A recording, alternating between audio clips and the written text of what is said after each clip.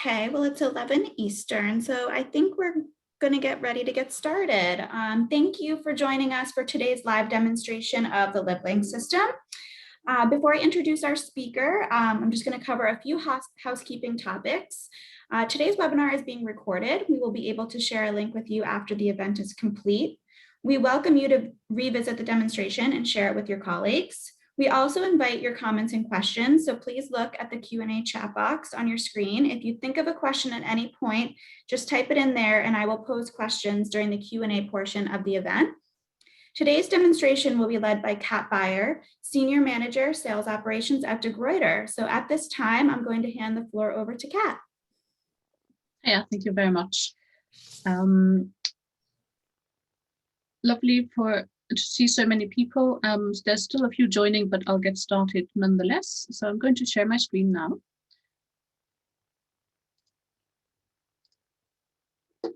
I hope you can see the LibLynx website now. This is what you will see when you log into LibLynx as a library administrator. So we will have added you as an admin on our interface, and you can then log in. And if you are an admin for several institutions, for example, a consortium, or you just work with different institutions, then you will see a list of all of the accounts on here, and you can choose the one that you want to look at. In LibLynx itself, for library admins, you can only get usage statistics. You can't do anything else. So if you have any access methods that need to be amended, for example, adding OpenAthens or Shibboleth, then please contact the customer service department at service@gruyter.com. To look at the usage statistics, I have logged myself in as one of our dummy accounts, just to show you what the different features are. You will have probably a lot more information in there, a lot more reports, because this is, as I said, a slightly smaller dummy account. When you choose your institutions, you always by default get taken to the platform master report for the current month, and you can navigate at the top here. So first of all, I will change the time frame that I want to look at. For Counter 5, we have the year 2020 and 2021, where we imported counter statistics from the old platform from January 2020 to January 2021. So those are statistics that come from the old Gruyter platform and the old AMS. From February 2021 onwards, the statistics are pulled from the new Gruyter website and LibLynx. So it's a merged report that you see here. If I go to the drop down, you can see all that is available. For me at the moment, you will also have further reports that are already pre-filtered. For example, the title master report will come in different flavors for books, for journals, for usage, and for denials as well. But if I choose this one here, it brings back the usage for the Gruyter platforms from 2020 to 2021. And I can also filter the master report for particular books or journals. You probably are already aware of Counter 5, but I'll just mention it here. So if you just want to look at books in the title master report, then you can just choose books. If I remove the other buttons, you can see that the report is immediately changing and updating and giving me only usage reporting on books. This also includes open access, gold open access content that was used, as well as licensed. So you can either leave that in or remove it depending on what you want. In the T1 report, which is the already pre-filtered report that you may see in your dropdown, that does not include open access. So this is the counter 5 statistics that we have from January 2020 to the present day. We also have some legacy reports in counter 4 format from January 19 to December 2020, and you can download these further along in the dropdown. So if I call up the book report 2 from January 2020 to 2020 December, you can see that the report has already loaded. Some of you come from larger institutions, and for some of those, we weren't able to import all of the counter 4 statistics because the files were too large. And in those cases, at the bottom of the screen, which I don't have here, but if this is the case for you, you will see a box that says legacy download report. And you can then, it's mostly the book report 2 and some journal reports as well. So you can download a CSV file at the bottom of the screen. There was unfortunately no other way around that, but we did import all of the counter 5 statistics. The actual download for the report is here. You press this button and it downloads the Excel file for you. And you can also reduce the report that you see in here if you're looking for a particular resource, for example. Further over, you also see the Sushi box. If you harvest your statistics with Sushi, then you can get your API key here. If it is already enabled, it looks like this.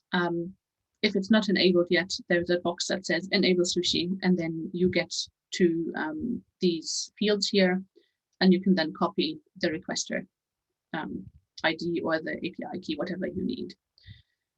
If you are using Sushi and you had it in place for our last platform, you will need to update the information because this has changed since we swapped over to LibLynx.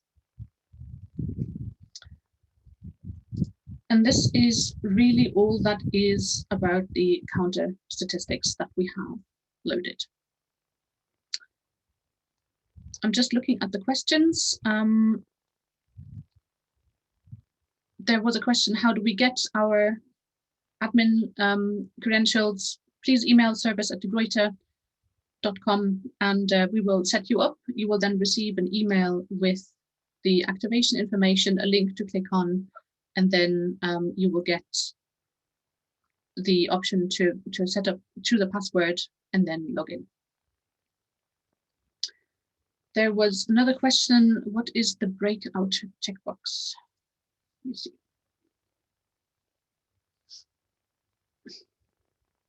That is a good question. I don't actually know. Don't know what happens if I untick it.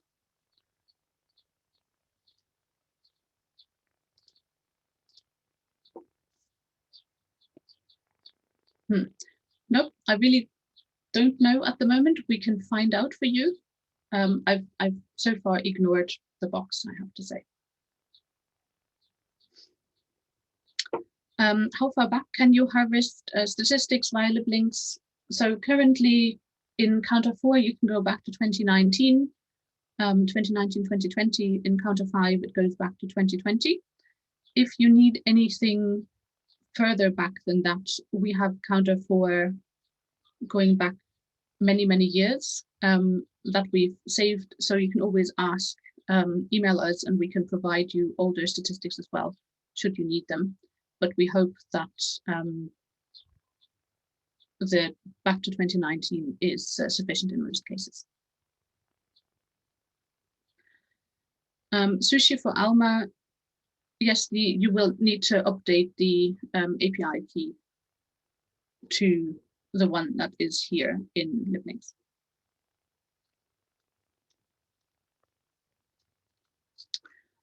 Okay, the other connected part that I wanted to show you, which you may have already seen as well, is on the Gruyter website. So I'm currently logged in as the account I was demonstrating. And on the right-hand side, you see a drop-down where you can find my products. And this is a list of your licensed content or your purchased content. So in this case, my access includes 3 ebook packages, a package of random ebooks, and some databases. If I had journals in my account, there would be a list of all of the journals, and it would show the years that I have access to. If we click on the drop down, you can see that it tells me currently in the Harvard Complete Package for 2020, there are 119 titles. And if I click on search package content, it takes me straight through to all the ebooks that are included in this particular package. So you can see I reduce it to book, and then I can get the results for all of the books that are accessible as part of that package. I can also use the topics on the side to narrow down by a particular subject area. If I go onto the databases, that is the same thing. So there's one database where I get taken to a list of the database articles as well as the database itself. And if you want to use the database, the search box is down here. So you can search the content of this database in the panel here rather than in the general search bar at the top. So that's the one thing to keep in mind.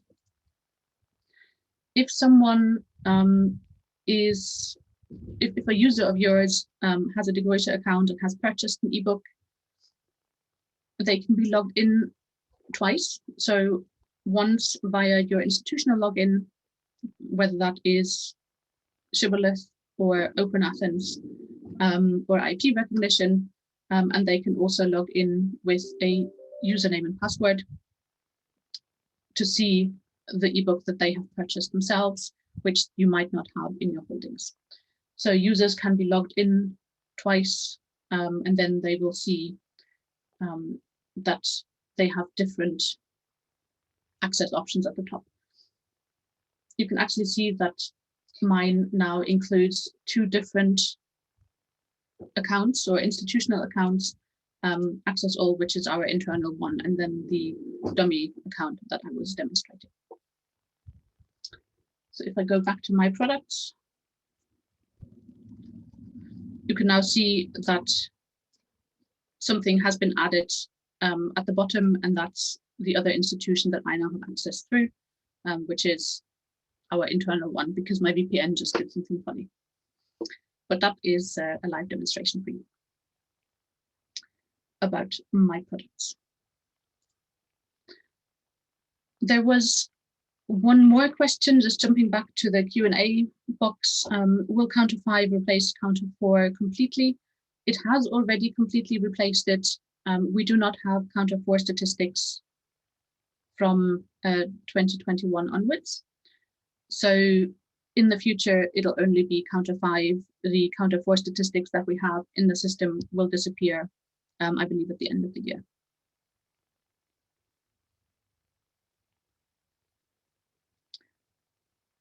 Okay, that is me done. Okay, but happy to answer any questions that come through. So can I please demonstrate how to go to the My Products page again, of course. So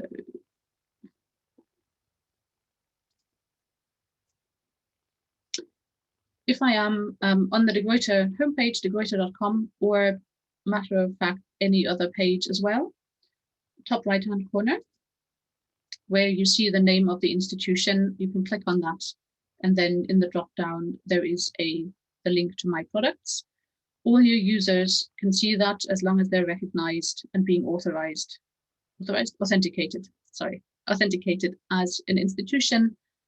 They can see this My Products page and use it to navigate some of our resources, or some of your resources.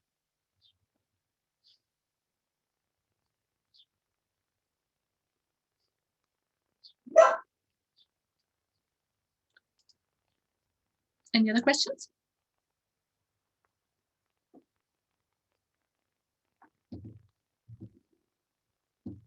Okay, then I'm quite happy to hang around for another few minutes, but otherwise, Caitlin, I think we're pretty much done. Short and sweet. I'm quite glad because it's really hot here. So but this was great. Great, and thank you, Kat. And everyone who has registered and attended today will receive the video. Oh, we have one additional question. How do we find our API key? Okay, so if you are logged in, looking at your counter statistics, in the top right-hand corner, there is the Sushi box, and you have to enable Sushi, and then you can get the API key here. So log in, top right-hand corner, Sushi.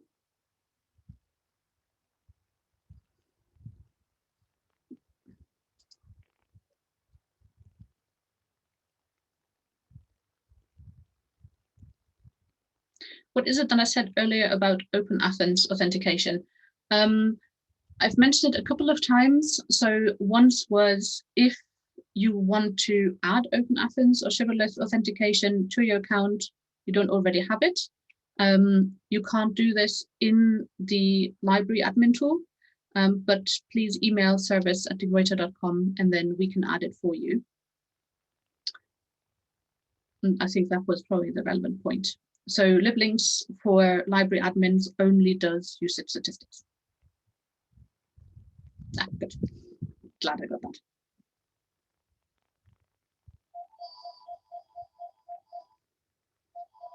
Okay. Okay, last call for any additional questions. If you think of anything else, please email service and I'll ask my colleagues to pass it on to me. Or they can help you direct. They know all of this as well. Okay, and you'll receive the video, today's demonstration via email. And thank you, Kat. And thank you. Have a good day. Bye.